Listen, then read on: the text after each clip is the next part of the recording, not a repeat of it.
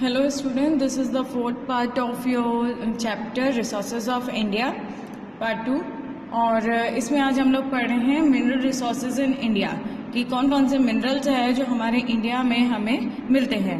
तो there are two types of mineral which are found in India, that is metallic minerals and non metallic minerals. अब metallic and non metallic में भी category होती है, ठीक है।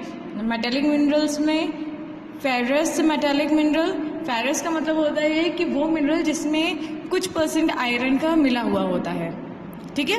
And non ferrous metallic mineral जिसमें जिन मेटालिक मिनरल्स में आयरन की मात्रा नहीं होती, ठीक है। तो these are two types of metallic minerals, ferrous metallic minerals and non ferrous metallic minerals. Now non metallic minerals are those mineral जिसके अंदर मेटल्स नहीं होते, ठीक है। किसी तरीके का कोई भी मेटल तत्व नहीं होता है। तो इनमें भी दो कैटेगरी होती है, like non metallic fuel minerals, ठीक है। नॉन मेटालिक तो है लेकिन वो मिनरल जो है वो फ्यूल के काम आते हैं, ठीक है।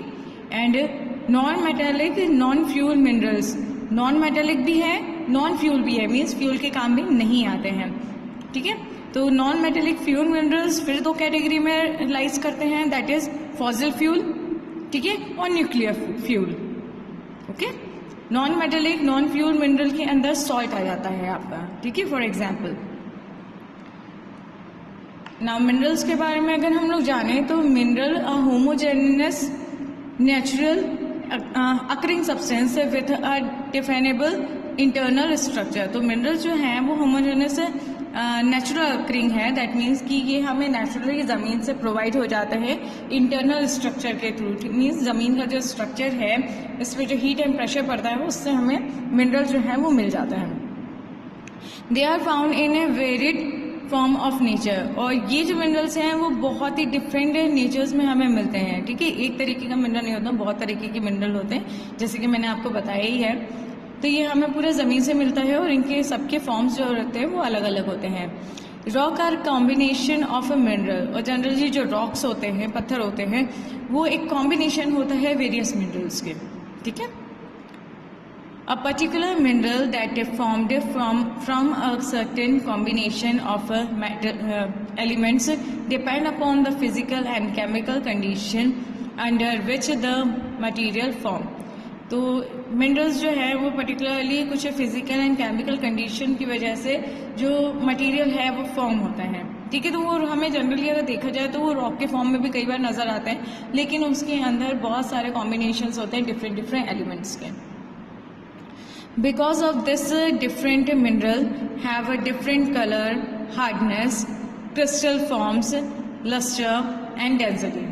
और इसी वजह से क्योंकि उनमें हीट एंड प्रेशर अलग तरीके से होता है, फिजिकल एंड केमिकल चेंज अलग तरीके से होते हैं, इसलिए मिनरल्स जो हैं वो डिफरेंट डिफरेंट तरीके से हमें नज़र आते हैं। कुछ के कलर के डिफरेंस होते हैं, हार्डनेस में डिफरेंस होता है, ठीक है, क्रिस्टल फॉर्म में डिफरेंस होता है, लस्टर चिकनाहट में मीन्स कुछ रफ दिखाई देते हैं, कुछ शाइनी नज़र आते हैं, ठीक है। कुछ की डेंसिटी भी उतनी नहीं रहती, कुछ ठोस होते हैं, कुछ सॉफ्ट होते हैं, बट मिनरल्स जो हैं उसके अंदर मिलते हैं हमें, ठीक है ना। टाइप्स ऑफ मिनरल की अगर बात करें तो जैसे कि मैंने बताया था कि दो तरीके के मिनरल्स होते हैं, फेरस एंड नॉन फेरस।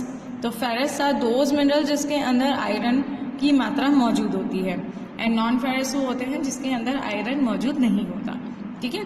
तो फेरस की बात करते हैं, account for 3/4 of the total value of the production of metallic mineral. तो अगर अकाउंट अगर पूरा देखा जाए तो 3/4 जो टोटल वैल्यू है उसके अंदर मेटेलिक मिनरल्स ही मिलते हैं हमें।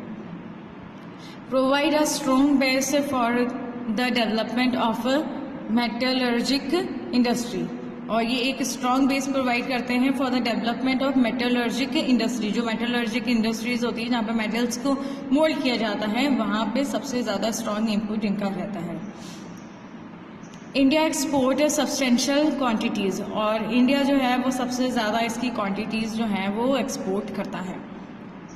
फॉर एग्जांपल आयरन और मैग्नीज एक्सेट्रा, ठीक है। These are the example of a ferrous minerals. Now non ferrous minerals की बात करें, play a vital in metallurgical engineering and electrical industries. Non ferrous metal जो होते हैं इनका बहुत ही इंपॉर्टेंट रोल होता है ठीक है, मेटलर्जिकल और इंजीनियरिकल एंड इलेक्ट्रिकल इंडस्ट्रीज में, क्योंकि इसके अंदर आयरन की मात्रा नहीं होती। तो जिन सब्सटेंस में आयरन नहीं होता उसमें जो इलेक्ट्रिकल पावर के थ्रू भी ये काफ़ी ज़्यादा इंपॉर्टेंट हो जाती है, क्योंकि इसके अंदर करंट जो है वो ईजिली पास थ्रू नहीं होता और करंट लगने का खतरा जो होता है वो कम रहता है। ठीक है, तो India does not have a good reserves and production, लेकिन इंडिया के पास में इतने गुड रिजर्व्स और प्रोडक्शन नहीं है इन सब चीज़ों को लेके फिर भी। ठीक है, for example copper, bauxite, lead, zinc etcetera, these are the examples of non ferrous metallic minerals. ठीक है, non metallic minerals, non metallic minerals के बारे में अगर हम लोग और पढ़ें तो माइका भी एक तरीके का मिनरल है जो नॉन मेटेलिक मिनरल्स में आता है। Mica is widely distributed and occur in igneous, metamorphic and sedimentary regimes. तो माइका जो है वो हमें जनरली इन चीज़ों में जो इग्नियस रॉक होते हैं, मेटामॉर्फिक रॉक होते हैं, सेडिमेंट्री रॉक होते हैं, इन रेजिम्स में ये ज़्यादा हमें मिल जाता है। It has found use in electronic industry as an electrical insulator and capacitor and under semiconductor devices। और इसका सबसे ज़्यादा यूज़ होता है इलेक्ट्रिकल इंडस्ट्रीज में, इलेक्ट्रिकल इंसुलेटर के रूप में या सेमीकंडक्टर के डिवाइस में इसका यूज़ होता है।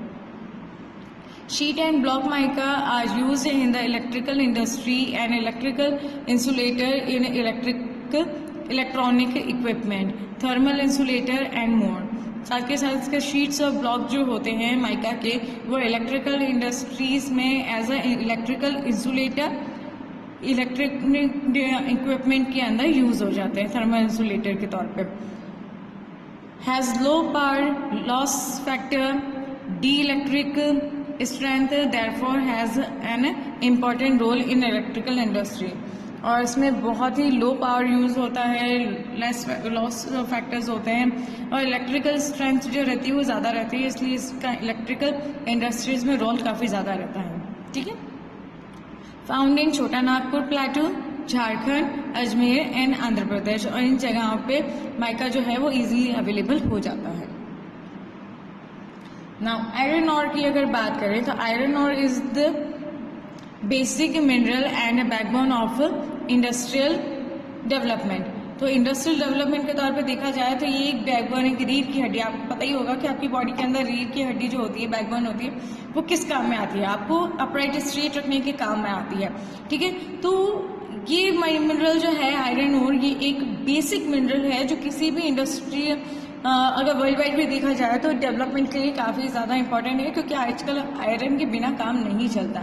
इवन अगर हम लोग घर में भी देखें तो बहुत सारी चीज़ें जो है, इवन हमारा जो घर भी खड़ा हुआ है वो आयरन पिलर्स पे ही खड़ा हुआ है। ठीक है, तो आयरन का एक बहुत ही ज़्यादा रोल हो जाता है इंडस्ट्रियल डेवलपमेंट में। India is rich in good quality iron ore, और इंडिया जो है वो काफ़ी good quality iron ore provide करने के लिए मशहूर है। Magnetite is the finest iron ore which is with a very high content of iron up to 70%। और मैग्नेटाइट जो है वो सबसे ज़्यादा फाइनेस्ट आयरन ओर कहलाता है, क्योंकि उसके अंदर 70% तक आयरन जो है वो मौजूद होता है। Hematite ore is the most important industrial iron ore in terms of quantity used, but it has a slightly lower iron content than a magnetite 50 to 60%। और साथ के साथ एक हेमेटाइट करके और भी आता है जो बहुत ज़्यादा इम्पॉर्टेंट है आयरन इंडस्ट्रीज़ के लिए, बट इसके अंदर जो आयरन की जो मात्रा रहती है वो मैग्नेटाइट के मुताबिक कम रहती है, मीन्स 50 to 60% होती है, और मैग्नेटाइट में सबसे ज़्यादा होती है, दैट इज 70%। ठीक है, now metallic mineral ferrous, about 95% hematite और deposit are found in eastern sector, और हेमेटाइट जो है वो 59% इसकी और जो है वो ईस्टर्न सेक्टर में हमें नज़र आती है। अबाउट 92% मैग्नेटाइट और deposit occur in southern sector specially in Karnataka, और 95% मैग्नेटाइट और जो है उसके डिपॉजिट्स हमें कर्नाटका सेक्टर में नज़र आ जाते हैं। Manganese ore in India the important deposit lie in the state of Madhya Pradesh, Maharashtra, Orissa, Karnataka, Gujarat, Rajasthan and Goa. इन स्टेट्स में मैग्नीज ओर की डिपॉजिट्स जो हैं वो मिल जाते हैं। Ways to conserve minerals. अब मिनरल्स जो हैं आपको पता ही होगा कि इनकी कितनी ज़्यादा इम्पोर्टेंस है हमारी लाइफ में, डेली लाइफ में, एंड हम लोग इसका बहुत ज़्यादा यूज़ भी करते हैं। लेकिन साथ के साथ अब अगर डे टू डे लाइफ अगर देखा जाए, पॉपुलेशन के तौर पे देखा जाए, तो इनको कंजर्व करना बहुत ज़्यादा ज़रूरी है, क्योंकि कुछ मेटल्स जो हैं वो आपके फॉसिल फ्यूल के तौर पे भी हैं जो बहुत सालों लग जाते हैं। मीन्स इसे हम रिन्यूएबल सोर्स के तौर पे तो रख सकते हैं फॉसिल फ्यूल को, but it takes millions of years. Means बहुत सारी हमारी प्रजातियां जो हैं वो ख़त्म हो जाएं इतने टाइम में। तो हमारे पास अभी जो फॉसिल फ्यूल है वो लिमिटेड तौर पे है, और जो नेक्स्ट बन के आएगी वो उसको मिलियन ईयर्स लग जाएंगे। तो इसलिए उनका कंजर्वेशन जो है वो बहुत ज़्यादा इंपॉर्टेंट हो जाता है। ठीक है, तो इनको बचा के रखने की इम्पोर्टेंस बहुत ज़्यादा है। तो हम लोग इनको किस तरीके से बचा सकते हैं? ठीक है, use of alternate source of energy like solar energy, hydro electric energy and wind energy etcetera. तो इनको बचाने के लिए हम इनके अल्टरनेट सोर्स भी यूज़ कर सकते हैं, जैसे कि solar energy, hydro electric energy and wind energy. ये ऐसी एनर्जीज हैं जो रिन्यूएबल है और वो बहुत ही ईजिली हमें अवेलेबल हो जाती है, बस इनका सेटअप को थोड़ा ध्यान रखना पड़ता है। ठीक है, तो हमें इन अल्टरनेटिव एनर्जीज को यूज़ करना चाहिए। Working on a path that lead to sustainable development, और हमें एक ऐसे पाथ पे चलना चाहिए जहाँ पे हम सस्टेनेबल डेवलपमेंट के तौर पे चल सके। मीन मिनरल का यूज़ कम करते हुए इन एनर्जीज को ज़्यादा यूज़ में लेना चाहिए। Using the mineral resource with greater efficiency. साथ ही साथ अगर मिनरल रिसोर्स को हम यूज़ कर भी रहे हैं, हमें ज़रूरत है भी इनकी, तो इनको बहुत ही ध्यान में रखें कि हमें कितनी ज़रूरत है उतना ही उसे यूज़ करना चाहिए। अननेसेसरी यूज़ नहीं लेना चाहिए। Means it is applied for the industrial use also. Use of renewable resources of energy. वही बात वापस है कि रिन्यूएबल रिसोर्सेज जो हैं उन एनर्जीज का यूज़ ज़्यादा से ज़्यादा करना चाहिए। Avoid over exploitation of a mineral resources. जो मिनरल रिसोर्स है उसको ज़रूरत से ज़्यादा एक्सप्लॉयट नहीं करना चाहिए, ख़राब नहीं करना चाहिए, अननेसेसरी यूज़ में नहीं लेना चाहिए। Use of biogas as a fuel for cooking instead of the non renewable source of energy. Cooking के लिए जनरली अगर बायोगैस फ्यूल का यूज़ किया जाए तो वो ज़्यादा अच्छा रहेगा। ठीक है, ताकि नॉन रिन्यूएबल रिसोर्सेज जो हैं वो बचाई जा सके। Reuse and recycle the mineral and their product. साथ ही साथ जो मिनरल है जिनको रीयूज़ किया जा सकता है या रिसाइकिल कर सकते हैं, तो ऐसे प्रोडक्ट को ज़्यादा यूज़ में लेना चाहिए। Using minerals in a planned way. साथ ही साथ जो मिनरल्स अगर हम यूज़ में ले रहे हैं तो इनका एक प्रॉपर प्लान होना चाहिए कि किस तरीके से हम इसको काम में लें ताकि यूज़ में भी आ जाए प्लस ओवर वेस्ट भी ना हो। ठीक है, नाउ पावर रिसोर्स। अगर पावर रिसोर्स की बात करें तो पावर रिसोर्स जनरली ये भी दो तरीके की होती है, कन्वेक्शनल एंड नॉन कन्वेक्शनल। ठीक है, तो हम पावर रिसोर्सेज की बात करते हैं। Power and energy play vital role in us life. We also need power for industry, agriculture, transport, communication and defence. Power resources may be broadly categorized as conventional and non-conventional resources. तो power resources जो हैं वो power या energy अगर लिखा जाए तो हमारी डेली लाइफ में बहुत ज़्यादा यूज़ होती है। मीन्स पावर का यहाँ पे मतलब है इलेक्ट्रिसिटी से है। ठीक है, या किसी मशीनरी को चालू करना है या कुछ भी चालू करना है तो उसके लिए पावर की ज़रूरत पड़ती है। भले आप इंडस्ट्रियल तौर पे ले लो, एग्रीकल्चर तौर पे ले लो, ट्रांसपोर्ट में ले लो या कम्युनिकेशन में ले लो। ठीक है, या डिफेंस फोर्सेस में, इन सभी में पावर की बहुत ही ज़्यादा अहमियत है। ठीक है, और अगर पावर को अगर हम देखा जाए तो पावर रिसोर्सेज जो हैं वो दो पार्ट्स में कैटेगराइज की गई है, that is conventional and non conventional. अब conventional source of energy. What is conventional source of energy? Conventional source of energy are those which have been in common use for a long time. ठीक है, तो convectional source of energy जो है वो common use के लिए बहुत ही काफ़ी टाइम से यूज़ में ली जा रही है। और these are generally firewood and fossil fuels are the two main conventional energy source.